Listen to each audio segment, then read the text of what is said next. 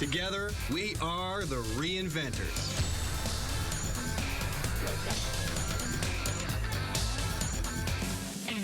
Jeremy and I are going to build and test a device whose sole purpose is to dispose of a human body. But first, we need to check out the competition, and nobody has a bigger monopoly on dead bodies than a good old-fashioned boneyard. Oof, I'm glad I found you, man. Yeah, it's getting a little creepy in here, I think. Totally. I just walked for like 30 minutes that way, and at my grim calculations, there's something like 7,000 dead people over there. Guy, there's at least 10,000 across the road over there. They are packing them in here. Yikes. Burying under could eat up as much as 70,000 acres, an area 3 times the size of Manhattan. And what are the options, though? Cremation, right? Not that good on resources, man. We're talking like natural gases, electricity. Or a ton of firewood. Yeah. That leads us to our reinvention, an eco-friendly way of saying your final goodbyes. All right, buddy, check this out. It's not very appealing, and it's actually mildly offensive. Solar-powered crematorium. But it's a green idea. I mean, it could save greatly on energy usage, right? Oh, yeah, but a viewing gallery? I mean, oh, come on over and watch us roast Daddy. Dreamed up by American inventor Kenneth H. Gardner in the 1980s, the idea is beautiful in its simplicity. Focus the sun's rays to create the ultimate hot seat. All right, so it's based on some simple principles, right? It looks like a giant parabolic mirror, right? That's right. And of course, the sun comes down from the sky into the bowl, gets sent back to this pod right here. Yeah. And that fires across and down into the incinerating chamber. Exactly. And the best part, too, is this podium here for the body. I like it raw. Oh, guy. No doubt about it. This is morbid new territory for Jer and I. Burning the dead, however, is hardly a new idea. Cremation was used by the ancient Greeks and Romans, who found it more sanitary than ground burial. With the rise of Christianity, it fell out of favor in the West, only to be revived in the late 19th and early 20th centuries with the spread of modern crematoriums. As far as we know, nobody has ever been turned to ash by solar power alone. To see what hurdles we face, we need to mock up our own design back at the workshop. So check this out. This is one I was working on. It's an adaptation of the pattern we just looked at, right? It's a little bit smaller. And in this case, though, the light reflects to a podium. Right, it's like our original pattern here, but the size of this thing is massive. If we're going to pull this off, we're going to have to scale it down without compromising its basic function. So we have to somehow get our parabolic shape perfect so we can focus it all into one area, not just have light shooting everywhere. But the big mystery for me is temperature. Right. I mean, we don't want to just warm this body up. We want to basically cook this body down so there's nothing left. We don't want body jerky. We have our doubts about this one for sure. To see if we can generate heat on even the smallest of scales, I've placed a small mock-up in the sun, a can of water in the focal point. That water's actually bubbling Is it already really? in there like in a pre-boil. See if you can get a reading off that. According to our infrared heat gauge, temperatures around the can are already over 100 degrees Celsius. Wow, that's pretty impressive for a small little mirror like this. Right. This is encouraging, but the larger model we build will need to go head-to-head with a modern crematorium, which generates much more heat. And I guess we have to do some sort of comparison with time. Probably 2 hours, maybe an hour and a half in a good one, like a modern-day crematorium. But you don't want someone looking at their loved one burning for 2 weeks. No, Nasty. Our final criterion is energy use. To pass the grade, we'll not only have to match the temperatures of a modern crematorium, we'll have to do it in an eco-friendly way. To find out how much heat and energy is needed to burn a body, we pay a quick visit to our friend Jody Bellegarde, a university lab instructor. A flank steak will stand in for our human body. Human flank steak.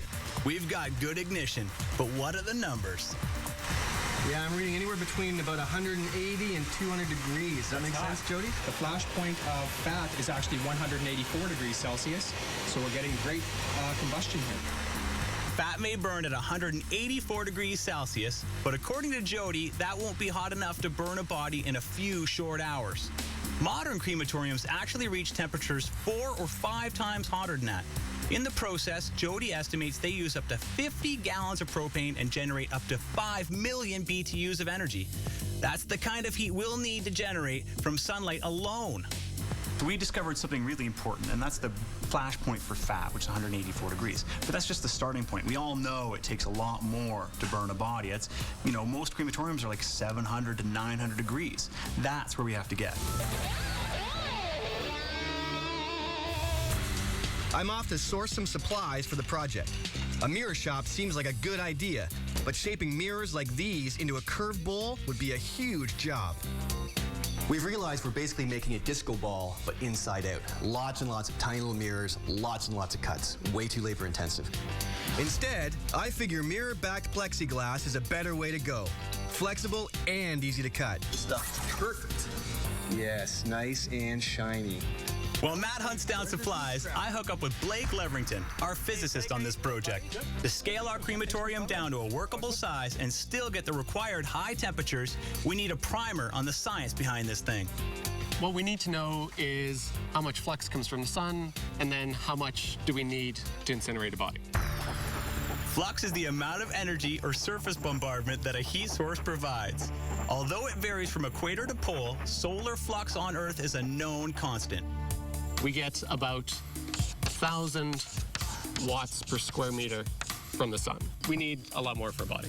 That should be easy to calculate, or not. This gives us the temperature. Woo! What all this math boils down to, or up to for that matter, is that to reach 900 degrees, we need about 110,000 watts per square meter, basically 110 times the energy from the sun. Since a parabolic mirror focuses all its energy on one spot, we need a surface area 110 times bigger than whatever we are trying to burn. After picking up the plexi and speaking with Jeremy, I'm searching for his scaled-down bowl. 12 feet across is much more manageable, and I've got a line on one that comes ready-made. Looks to be about 11 feet.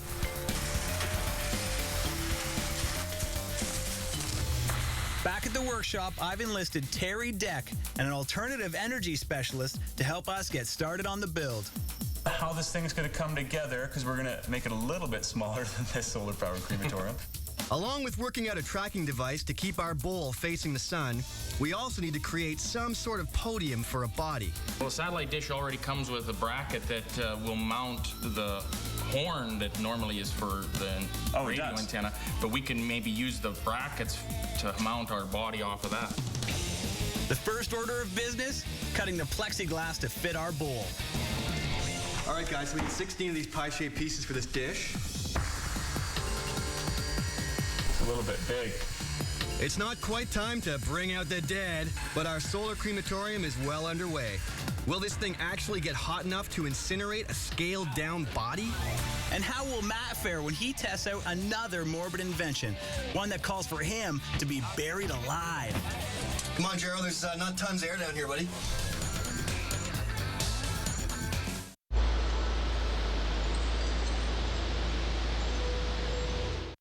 Bear Grylls' world is changing. Gravity pulls with more force. Currents are stronger. Distances are more punishing.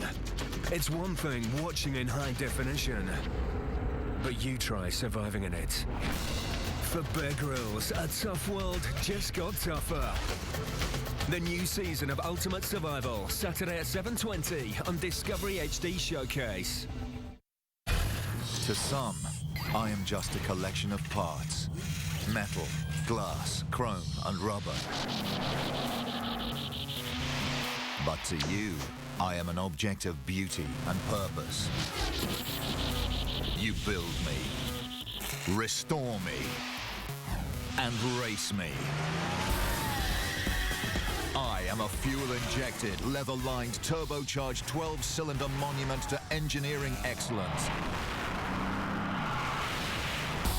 And I've been with you for over 100 years. Admire my every detail in stunning high definition.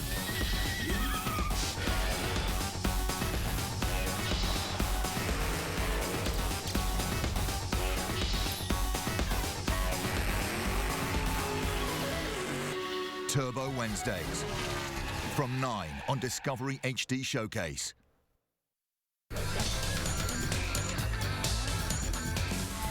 Matt and I are building a solar-powered crematorium, first patented in the 1980s. If it actually works, it could be a fairly eco-friendly way of disposing of a human body.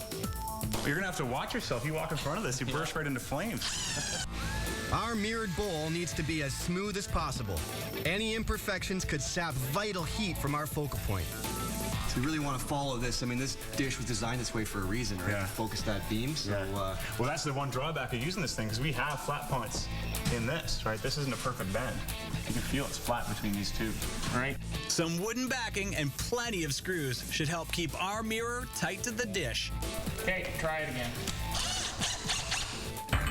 One thing we can't help wondering, after you die, would you rather be burnt by a crematorium like this one, or buried in a box in the ground?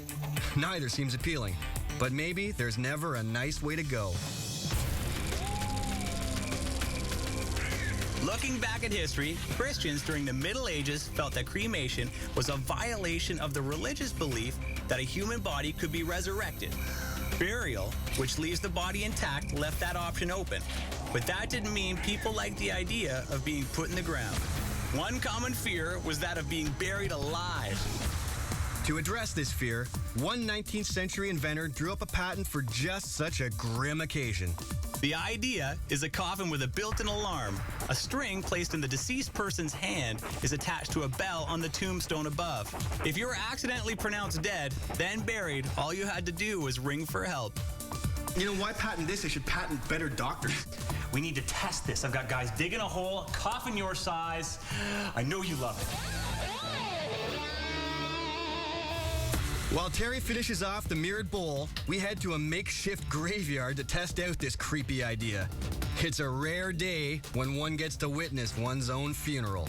All right, my brave friend, you're about to get buried 19th century style. Since we don't want to have to bury Matt a second time for real, a fire rescue team is on hand, along with an in-coffin supply of oxygen. Once buried, an alarm clock will wake Matt from the dead. His cue to ring his bell for help. I got this SPL, which is a sound pressure meter, which is going to take a reading off this bell. Right there. Okay, so let's get this over with, buddy.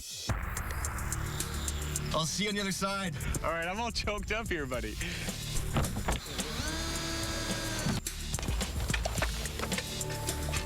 Get shoveling. Tell you what, I like them better down there. Since not many people hang around graveyards, we'll head a few hundred meters away. My sound pressure level meter should tell us how many decibels the bell gives off and how close someone would have to be to hear it. Just relax.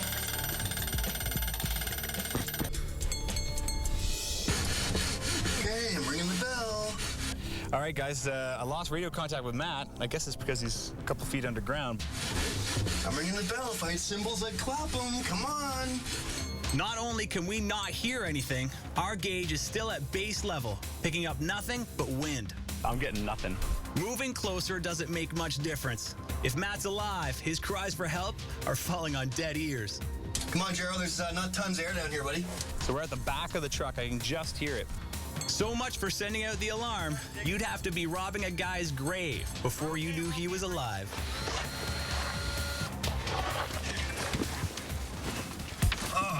We were basically on top of you before we heard that bell. Oh, it's a useless invention. First of all, I couldn't even find the string. It's so dark in there. I'm groping around for the string. And then, I mean, you'd have to have people all over the cemetery listening for these little bells tinging 24 hours a day. Exactly. It's a terrible invention. You know what? I think you got a lot more to worry about when you're dead. We should organize our strengths toward this solar crematorium. It should That's a work. battle we can win. All right. It's time to meet back with Terry. He's transported our crematorium to a nearby farmyard. That thing looks so awesome as you're driving up, man. How's it going today? Really good. This thing is going to throw a bit of light back at you. Before we can start burning bodies, we gotta put on the final components. A few more mirrors need attaching for that extra blast of heat. You can see how lining this thing up is going to be so important, right? We also need to set up our device for tracking the sun. Satellite dishes come with actuators or motors that move them to face different parts of the sky. What happens is the sun shines down this pipe and hits a sensor.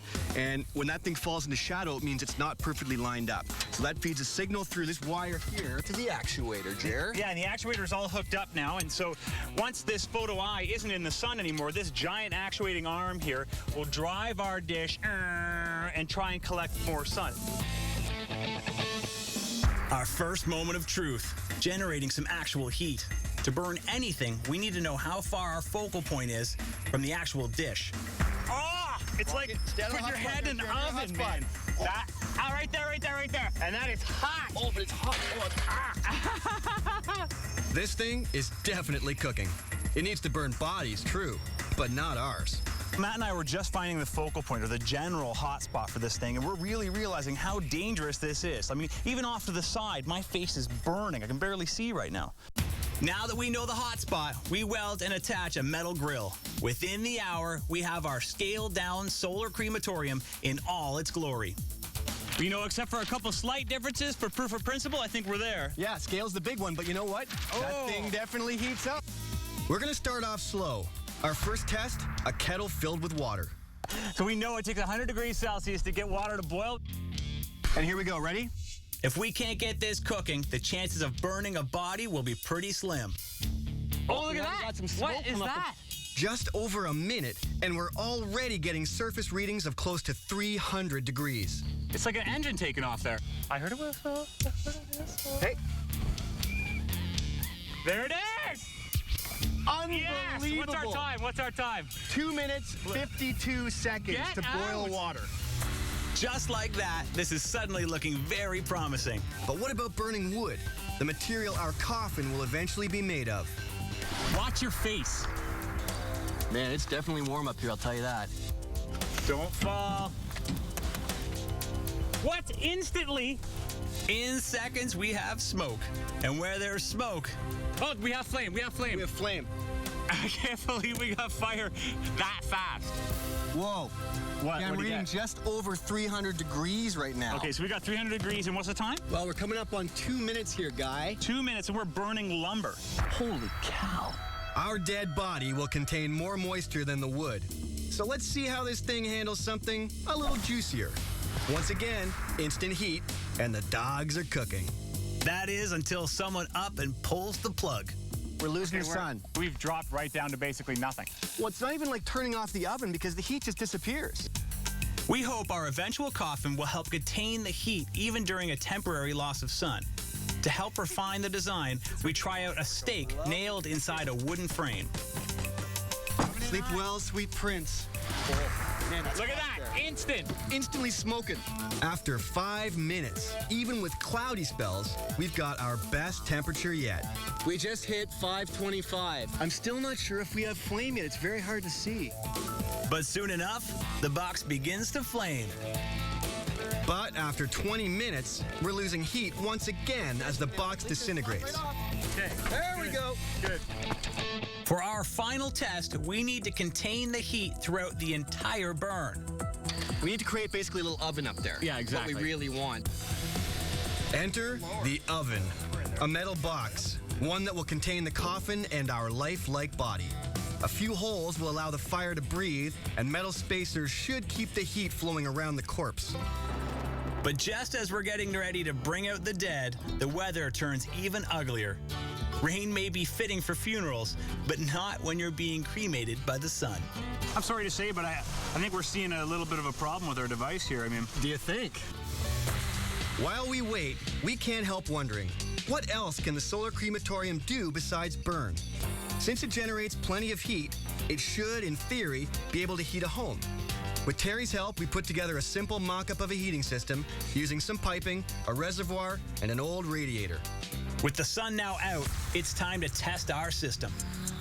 so we have our super simple heat exchanger up there, That's right. Simple closed system just circulates the fluid from the exchanger into the rad and back. I know, I love this idea. So can you turn that on, man? Yep.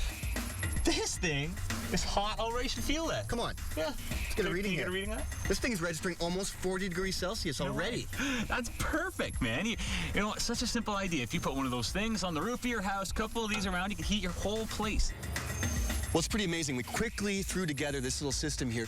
We've proved we could actually heat a home with this thing. It's pretty cool. But how much energy could a household save? According to Blake, our physicist on this project, our focal point temperatures show we are generating as much as 3.6 kilowatts of power, enough to light 36 100-watt light bulbs. So in terms of how much CO2 we're preventing from entering the atmosphere, I mean, is there any sort of calculation you can come to from that?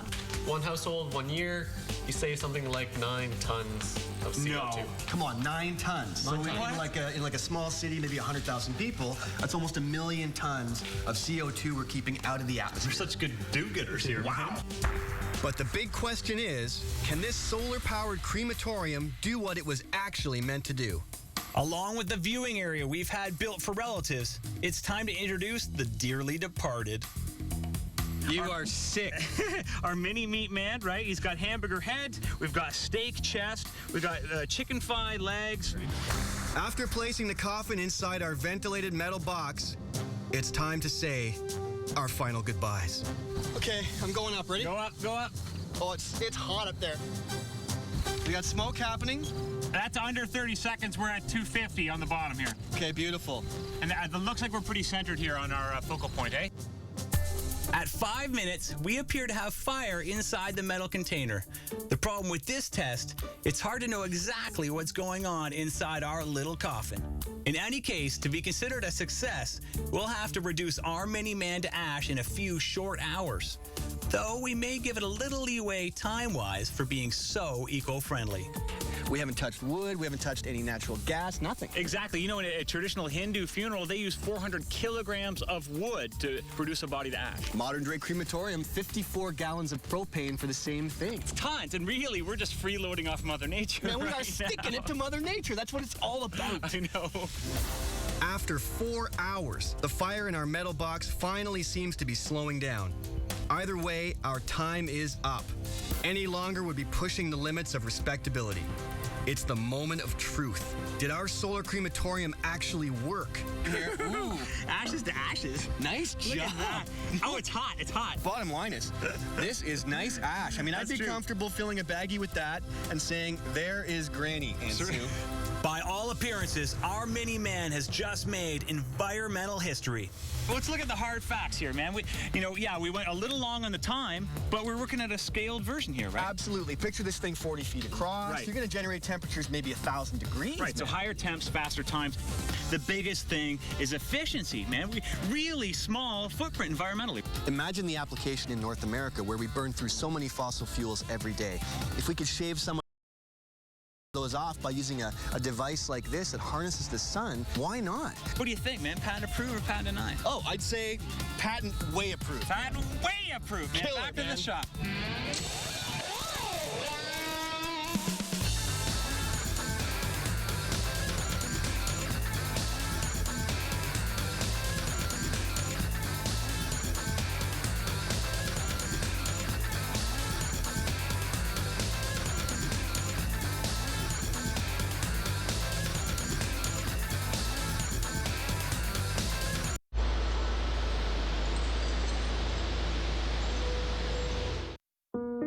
In high definition, you know you're going closer, faster, deeper.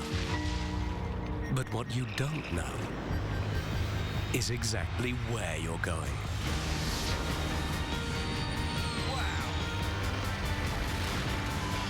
This is the world as you've never seen it before. Redefining high definition.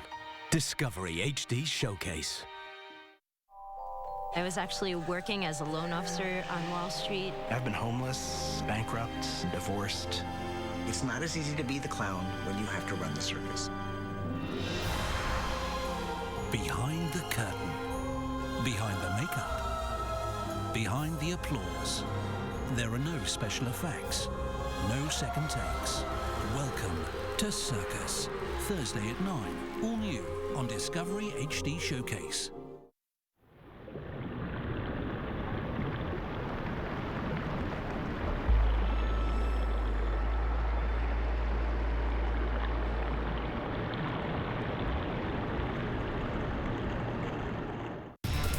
We're gonna build a 1,000-year-old Chinese flamethrower.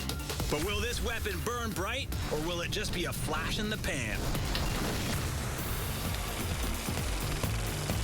History is full of inventors who've tried to change the world. But there's a fine line between genius and absurd. Our team digs up strange inventions from history and brings them to life. We're gonna build these inventions from scratch. And put them to the test. And some of them might actually work. Jeremy McPherson is an amateur historian and special effects artist who's worked on films like X-Men and Chicago. Matt Hunter is a skilled carpenter and backyard inventor. Together, we are the ReInventors.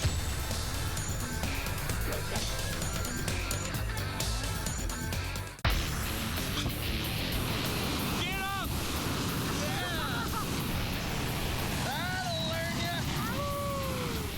I don't know about Jeremy, but I wouldn't want to come face to face with this flamethrower. No kidding. This thing is deadly. It's hot right here, even, eh? This is pretty spooky, man. So I think you can see why you'd be quaking in your boots on the battlefield with a flamethrower around Well, you. that's why they used fire, right? It was so intimidating for the enemy. So fire has been used since ancient times on the battlefield. This is a newfangled flamethrower. But did you know the roots of the flamethrower go all the way back to ancient China, man? No way. Get that jacket off. Let's show you. You know what, buddy? I think you're lucky to have your face after that. Hey, didn't you have 2 eyebrows this morning? No, that was like that. But what a devastating weapon. Yeah, I mean, you definitely. can see why they were using that thing in the First World War, the Second World War, even Vietnam. The Chinese really came up with the early versions of the flamethrower. Well, and so many other scientific innovations, right? Yeah. They were the first to study astronomy. Yeah. They were messing around with gunpowder recipes early on. Definitely. And the compass. I mean, that changed everything. Yeah. So check out this early picture of the flamethrower. Oh, this thing is awesome. Yeah. The Byzantines had made flamethrowing devices centuries before, but they shot flames out in short spurts, making them inefficient. The Chinese version shot a continuous flame, making it the first genuine flamethrower.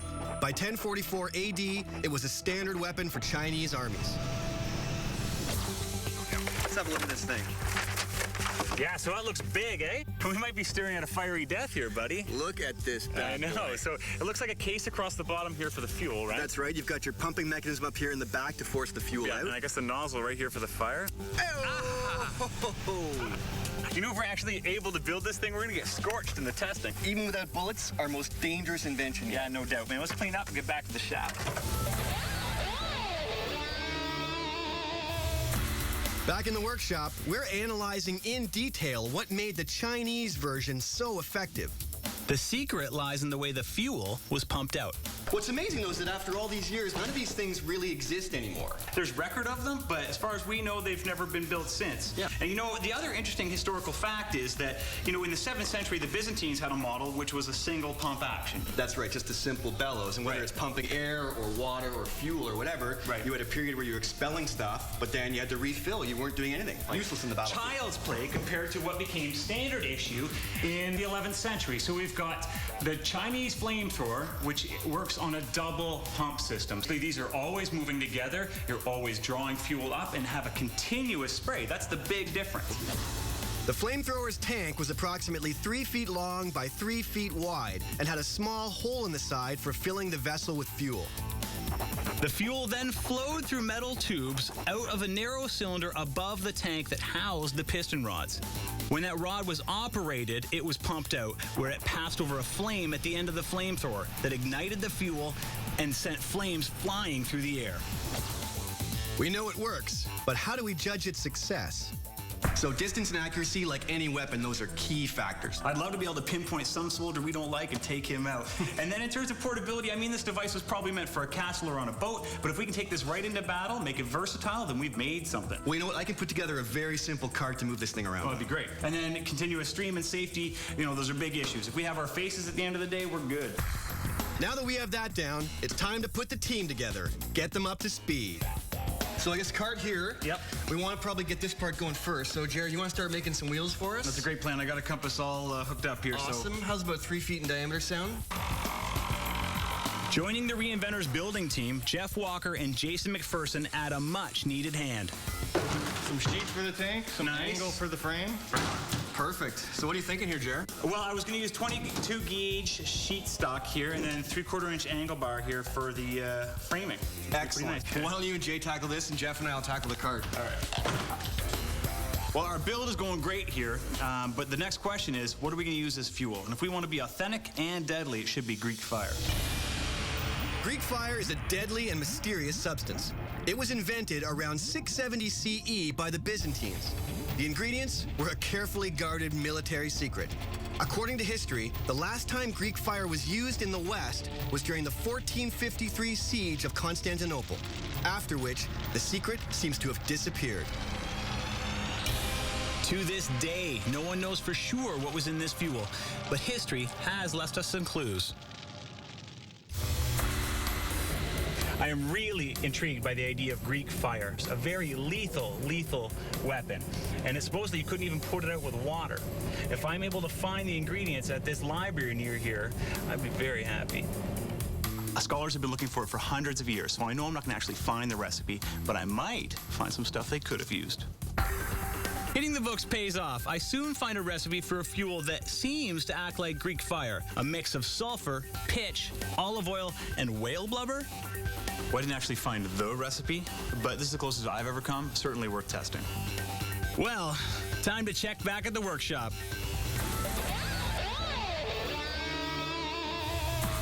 All right, gentlemen, status report. Look at that. It feels super light. It moves great. Yeah, a little different with some fuel in it, but yeah, it should be good. And we got some clearance in the ground for some rough stuff, which is nice. Oh, I like that. Our next big step is making the fuel. So we're off to see our chemist friend, Jody Bellegarde. Even though we found a pretty good recipe for Greek fire, Jody has his own ideas about making it. Definitely worth checking out. One of the major components, of course, is potassium permanganate. Right. Components of potassium permanganate are potassium, coming from potash, and pyrolusite. Potash, of course, is mined all over the place. Been around for thousands and thousands of years. Good point. And pyrolusite, interesting part, major component is magnesium, named after where it came from in Greece, magnesia. Nice. We can connect the dots, right? We're moving back towards Greece, hence Greek fire. Right, exactly. Let me add our liquid here. Hey, oh, here we go. That does look sticky. Woo, that's hot. Awesome. That's really nice. Awesome. So we basically made fire from two components that were around at the time.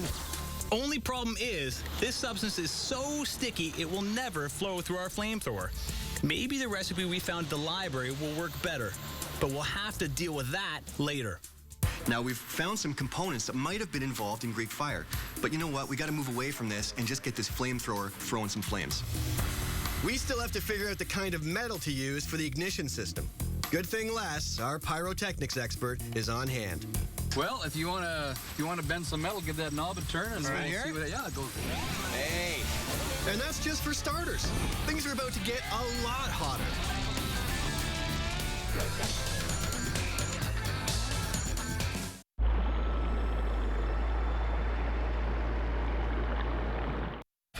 To some, I am just a collection of parts.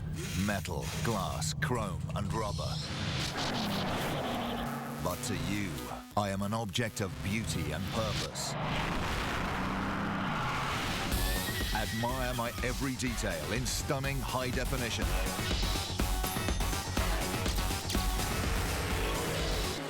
Turbo Wednesdays, from 9 on Discovery HD Showcase. In high definition, you know you're going closer, faster, deeper. But what you don't know is exactly where you're going. Wow! This is the world as you've never seen it before. Redefining high definition. Discovery HD Showcase. I was actually working as a loan officer on Wall Street. I've been homeless, bankrupt, divorced. It's not as easy to be the clown when you have to run the circus. Behind the curtain, behind the makeup, behind the applause, there are no special effects, no second takes. Welcome to Circus, Thursday at 9, all new on Discovery HD Showcase. Matt and I have been hard at work on our 1,000-year-old Chinese flamethrower. When a stream of fuel passes through a fuse, the fuel ignites and flames spew out. This thing is going to generate some intense heat, and we want to make sure our igniter isn't going to melt. So right now, we have to decide what kind of metal we're going to use to hold the fuse. The metal has to be heavy enough to hold up against the heat, but we don't want it to weigh down the front of the flamethrower. So we're testing how different thicknesses of steel react to the heat.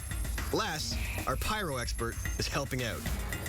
We're definitely getting some discoloration on the two lighter pieces, which is good. The core is hot. But you see this one's getting all distressed nicely. Yeah, and they're definitely sagging a little bit from the heat. You might be able to get away with the 1/8 stock, but the angle is just, it's meant for that, right? So it's a little more stable too, right? Yeah. The angle iron? I think we just have to bite the bullet and go for it. Yeah.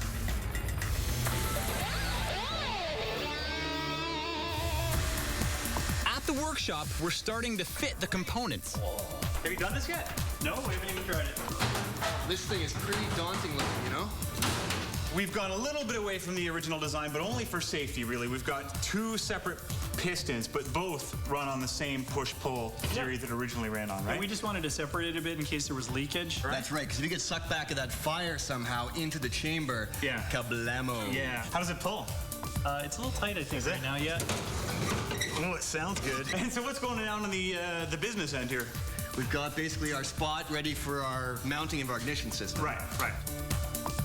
Now we need to see if the flamethrower's double piston system will actually pump fuel out and how far.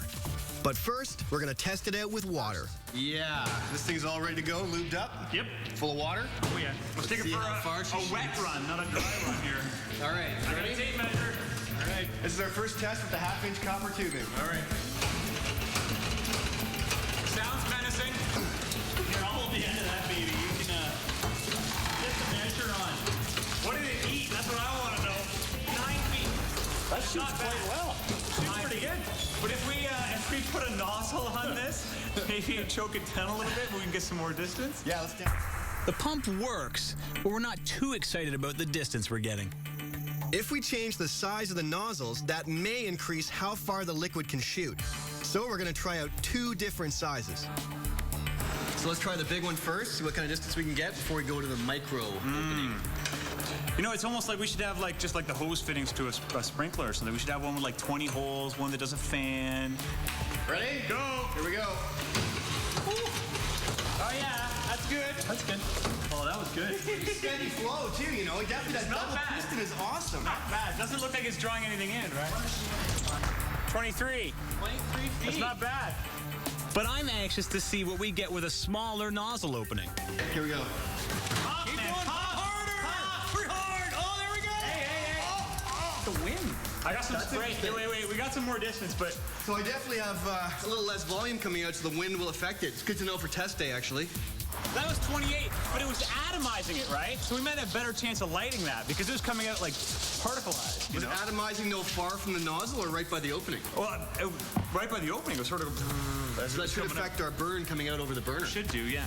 Well, you know what's next? Fire.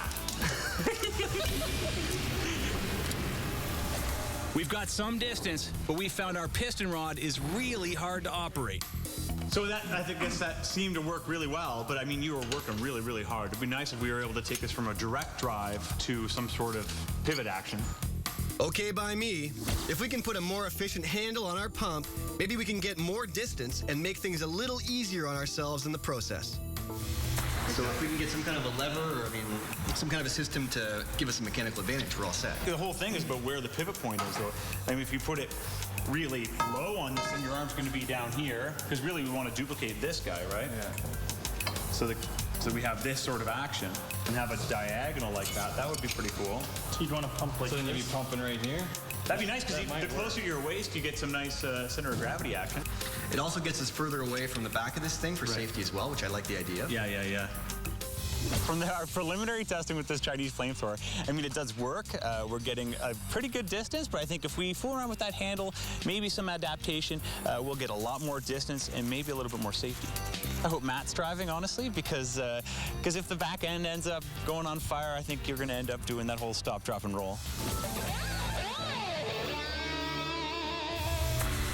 Well, our test day is finally here.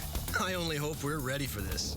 I, for one, can't wait to test our version of Greek fire. We think we're pretty close to the original formula. All right, buddy. Looks like it's going to be a pretty fun day, I think. Yeah, my chief concern, though, man, excited as I am, is safety, dude. This is basically a bomb we're sitting on, you know? True. Very true. I don't mind a little fire, though, I must admit. Yeah, and if we can get through and prove this thing was accurate and it was mobile and we can get that steady scream from that double piston pump, I'd be happy, man. Definitely. It seems like it's a pretty good working device. I'm yet to see this thing aflame, though. As always, the proper setup is extremely important.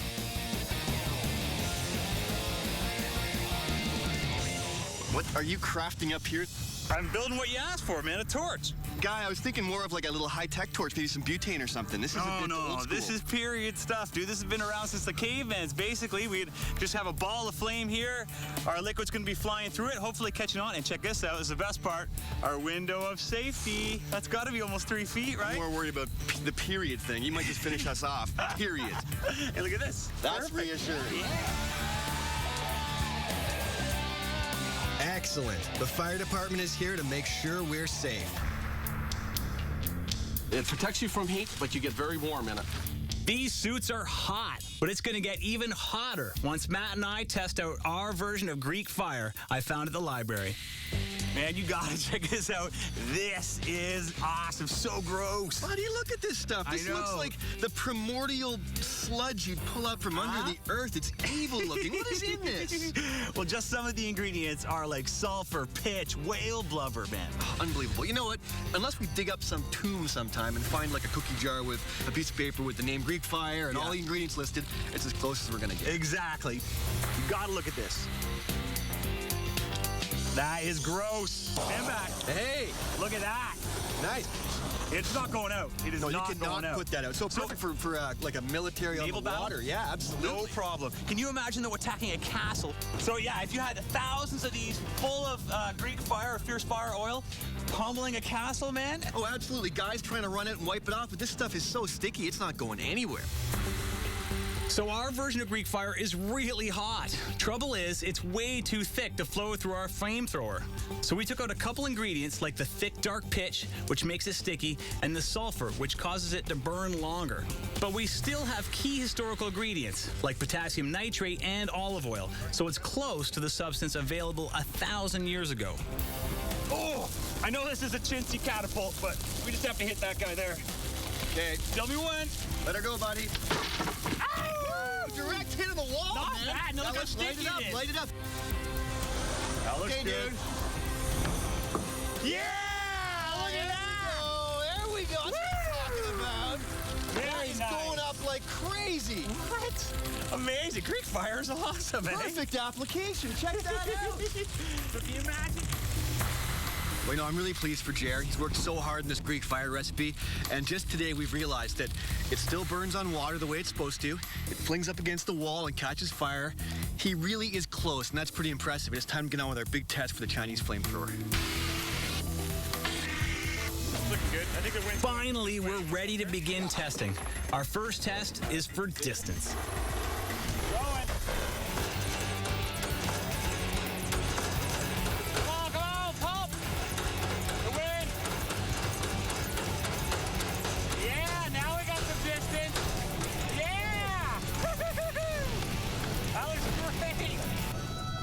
Okay, hold on. Let's get rid of this. Nice, I think you can actually see some charring out here, man. Let's take a measurement. Yeah, here, grab the pad. All right. And a pencil. Oh, gloves off, man. These are hot. I think we maxed out somewhere in around here. Yeah, it felt like it. So we're looking at about 27 feet. That's not bad Not for bad a at first all. test. We're gonna up our nozzle size. Maybe we can get a little more distance. All right, so bigger nozzle this time, man. You ready? That's right, man. A little less aeration, a little more distance, hopefully. Hopefully, yeah. Look out, I'm lighting her. Fire it up. All right. You're hot. Okay, guy. On 3, 2, 1. Come on, get some power, get some power. There we go. Come on, buddy, come on, buddy. We're getting less distance, I think. You know what I'm super impressed with, Guy? What's that? The double piston action is working awesome. Like, that is a steady flow of of fuel. It's awesome, dude. It's the only problem is our distance. Smaller nozzle, man, worked way better. We got more distance, more atomization, better flame out. I think our next one, the next big one, is how well we can maneuver this thing and whether or not we can hit some targets. Accuracy, man. Let's take out those bad guys. I'd love to. Ready? Ready? Helicopter roll. Okay, hang on. Take her easy. Don't spill any fuel in this thing. With the flamethrower in position, let's see what she can do. Ready? Give me some. Fire! That's it. You got him. Yeah. Nice. Woohoo! Nice distance on that, man. Beautiful distance. Take that. Woo! Like a down-home barbecue. Watch yourself. You got gas in you, Jerry. Be careful. All right, guys. You want to come in here and put these out? Oh, it's unbelievable, man. The mobility is, it's a little slow, it's a little heavy. And accuracy, touch and go. But overall, pretty good, you know? Time to lay out our last test, when we put it all together and test everything at once. Greek fire and all. Final test for the Chinese flamethrower. Accuracy, mobility, most importantly, destructibility. Nice. Well, let me set the stage for you, man. Here we go. So this is 1044 AD. We've got enemy soldiers everywhere. A giant castle behind us. We need you to break down that gate. We'll set everybody aflame and then burn this guy down and run away. They got bad attitudes, man. We're going to take them out. I'm out of here. Ready, dude? Okay. Moving in slow, moving in slow, moving in slow. All right. Gotcha. Ready? Okay, all in. There we go. Yeah! All right, those two are asking for it. Ready? 2 at once. Take them both out. Nice! Go for the gate. Drop that gate, man! Gate's coming down. Get out there! Okay, doors down. All right, here we go. Help me Come on, man. It's pumping. That's it. Oh, yeah. There we go. Yes. It's a nice stream. That's a good constant stream, man. Double pistons. I think we're almost out of fuel. I can feel it. All right, let's get this back up. They're aflame. Let's go. Hold it back, man. That went up like a rocket. Yow! Oh, man.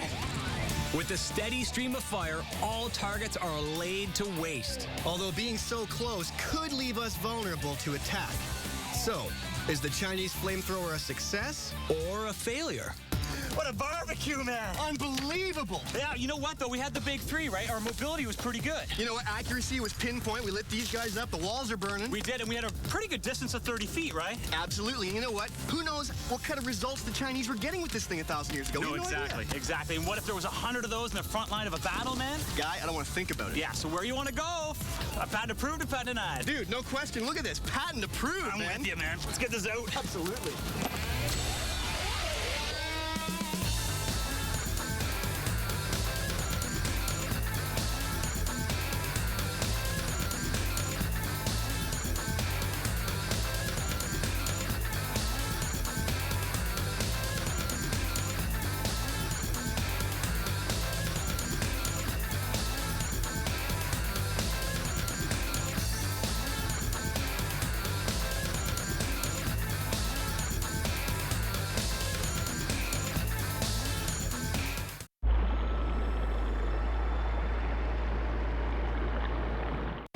Bear Grylls' world is changing.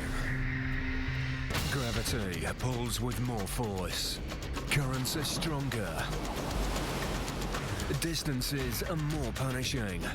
It's one thing watching in high definition, but you try surviving in it. For Bear Grylls, a tough world just got tougher. The new season of Ultimate Survival, Saturday at 7:20 on Discovery HD Showcase. To some, I am just a collection of parts. Metal, glass, chrome and rubber. But to you, I am an object of beauty and purpose. Admire my every detail in stunning high definition.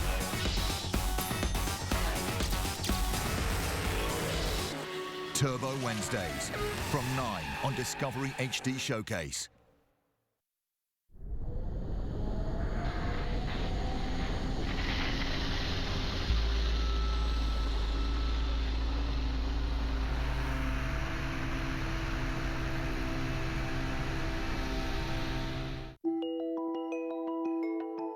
Our planet may be under threat.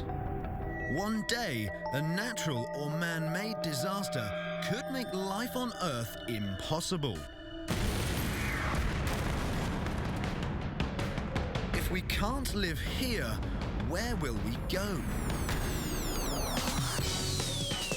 I'm Dr. Basil Singer, physicist and robot builder.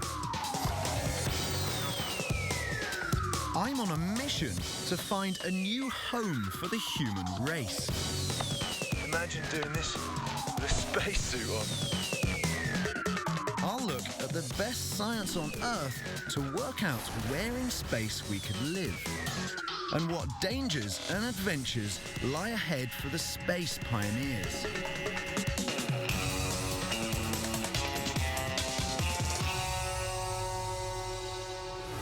Guidance is internal. 4 pioneering astronauts prepare for the most dangerous journey of their lives. 26 million miles to a world of heat and acid. 5, 4, 3, 2, engine ignition. And It's liftoff to Venus, Earth's evil twin. I'm planning a daring manned mission to Earth's planetary neighbor, Venus. I've met specialists with the knowledge and vision to make a mission to Venus work, who've done the math and believe that future pioneers will do it. this is when you want to hold your breath.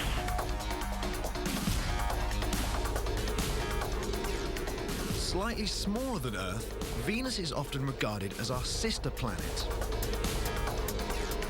But it's no earthly paradise. Venus is a vision of hell. Venus is incredibly hot and incredibly dry. Venus is like an Earth that's been somehow baked and had all its water cooked out of it. It's a planet with corrosive rain, crushing pressure, and deadly heat. Venus is not going to be an easy place to send people.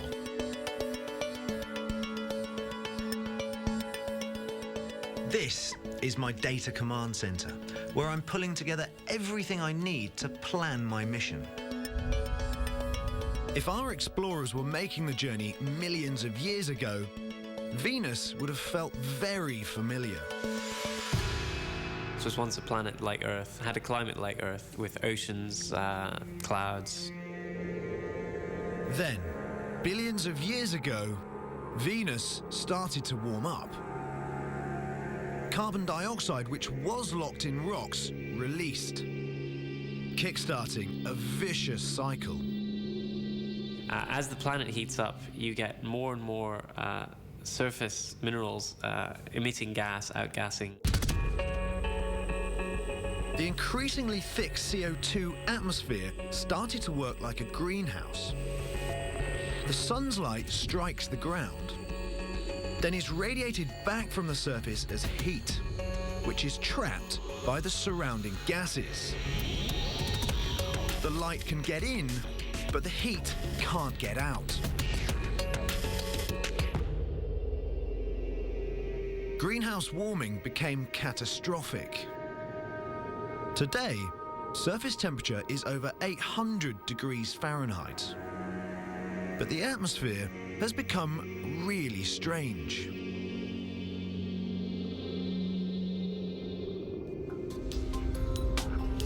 The air is nearly 100 times as thick as the Earth's, creating a high-pressure world.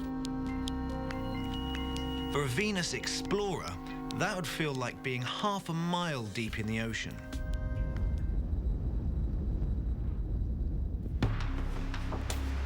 I wanted to investigate. Here, at Oceanworks in Vancouver, Canada, they are experts at protecting humans from pressure. And they've got a tank that can crush you with the same force as the Venus atmosphere. Stop. But it's too risky to use real humans. So these styrofoam cups will stand in as the first space pioneers.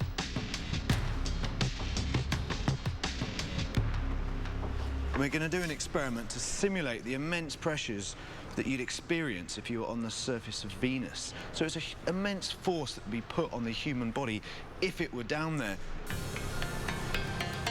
Jim, I need you. I'm going to crank the test pod up to Venus pressure.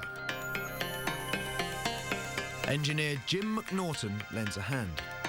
Well, I'd like to get it up to 1,500 psi, please. That's not a problem.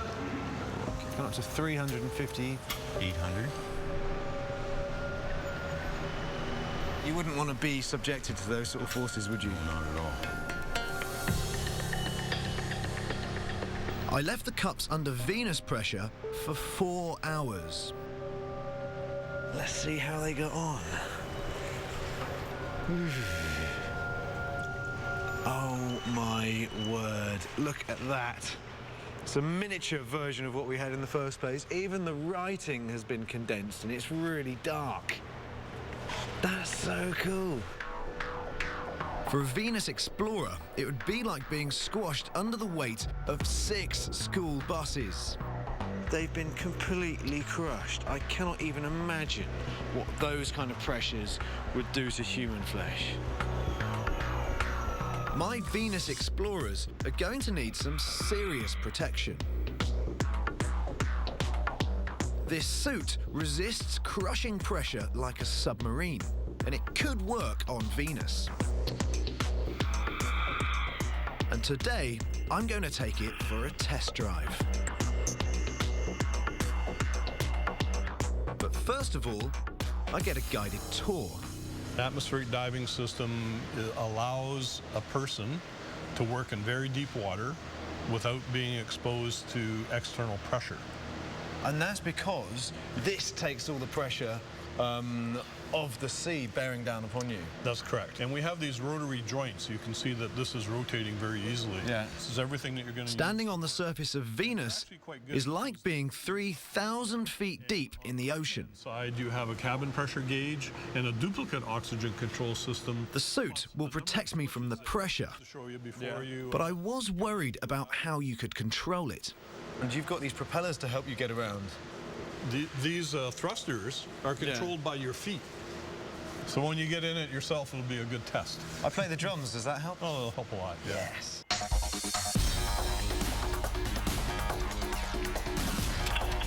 Pressure inside the suit is exactly the same as on Earth. So before I can get in the water, the helmet is sealed tight. Let's close this thing. Okay, let's close the suit.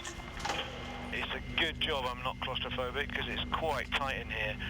It's incredibly heavy. I'm trying to lift my right arm now. That's as high as I can get it. Just waiting now, and I hate waiting. I just want to be in there.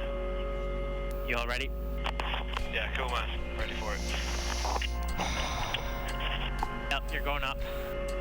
Going up. This is the scary bit. This is when you want to hold your breath, but you know it's pointless. Going under. Knee. It's like being in a goldfish bowl. Wow, I can lift my arm up. This is the weirdest sensation. Those things out there are my new fingers, my new hands. Wearing this, I could survive Venus's deadly pressure for hours. This is so surreal. It doesn't really feel like being underwater. But moving around is as difficult as it looks. I'm gonna go up a little bit. I'm up. Gas. Forward. No. Whoa. Yeah. Oh. Right. I'm gonna do a 360. Does my bum look big in this? Okay, we're gonna take you back to the surface now. Okay. It's a brilliant suit and exactly the kind of armor the pioneers need to resist high pressures on Venus's surface. Right, coming down. Nice. I like it. As an experience, that was absolutely amazing. The best bit is when you kind of start to get a little bit of a feel for the controls and you learn how to fly, it just feels brilliant, really good. I still need to find out how to survive the Venus heat, but the hard suit is a massive advance for the mission. Day 120, 26 million miles from Earth, arrival at Venus. The pioneers are about to plunge into the planet's angry atmosphere.